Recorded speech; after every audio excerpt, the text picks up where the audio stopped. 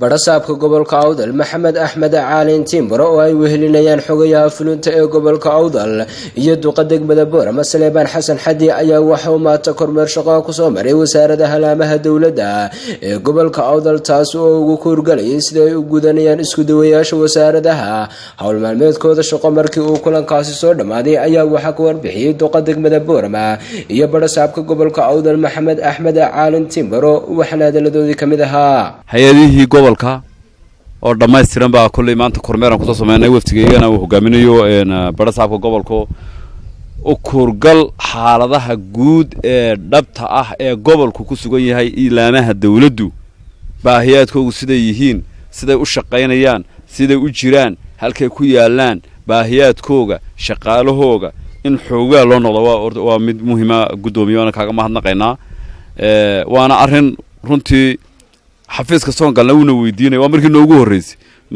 noogu horeysay marka kulay gudoomiyadiisa ku soo arkay gobolka wixii uu xaq u leeyahay wuxuu haysto wixii ka dhiman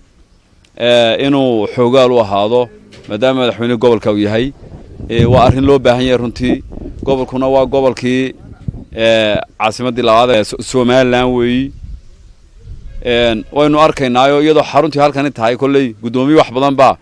oo marka bari la joogo baashuna galbeedun ay baash wada tigtaa loo haystaa laakiin maanta waa xoogaa runtii isaga afkiisa ka oran innagana waxa la nooga baahan yahay kol hadaynu hayno barasaab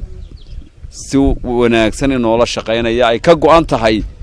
inuu inta uu joogo meel wanaagsan gaarsiiyo gobolka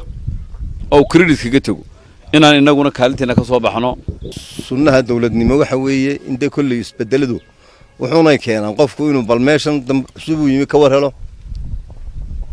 war la'aanina wax badan bay qaribtaa talal heliyaaba war la heliyaaba talal hel balin horto inaan xoogaal u noqono bal baahida gobolkii jirta ee dawladeed saaga waxaan ka bilownay cusbitaalka Boorame oo anigu fikradan ka qabay hadda cusbitaalkii dadka indhaha loo xiro aad loogu duceeyay waxaan islahaa Soomaaliland cusbitaaladeeda wuu basareeyaa laakiin isaga laftiisii baad moodayn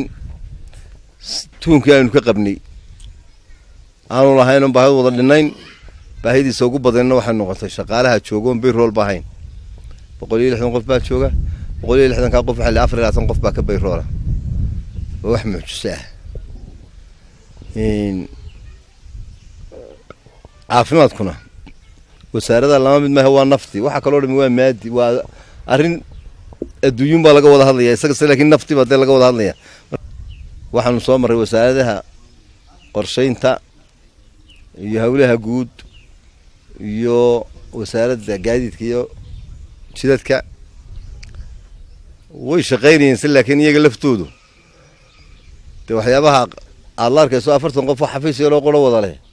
tamilay kala fadhiisanaysa oo shaqeeyaan ma jiriso wasaaradda xanaanada xoolaha guryaheedii iyo agteeda lagu jiro oo iyada lafteedii wasaaradda saddexaad ugu shaqaalaha badan gobolka haddana xafiiska ay leedahay markaad aragto 40 qof isu duwayo xafiiska loo qura ay wada joogaan waxay qaban karaan tawaad garan kartaa marka wixii istaadiyaal leeyahay baahida gobolka aan ka qaban karo waan isku dayeynaa inaanu nagu wada jiro wada qabanno beerahaanu soo maray wasaaradda deegaankaanu soo maray awqaaftii qoyskii awqaaftu way fiican tahay guraabana kareysteen oo qodi garbarada way ka yar horumarsanaadeen laakiin iyaga laftoodii stationary shidaal waxaan ku dhaqdhaqaaqnaa ma haysanayne guriga cadmaanu iska dhex fadhiisanay wasaaradda cadaaladda waan soo maray wasaaradda cadaaladdu gabar yar oo aad u maskax furan baa joogtay xafiiskoodii suuqa ku dhex yaallay intay kirayeen bay guri xafiisyo noqda ku kireysteen Sakariya Cabdi Shafaar Sakariya Saxane telefishinka caalamiga Horyal TV magaalada Boorama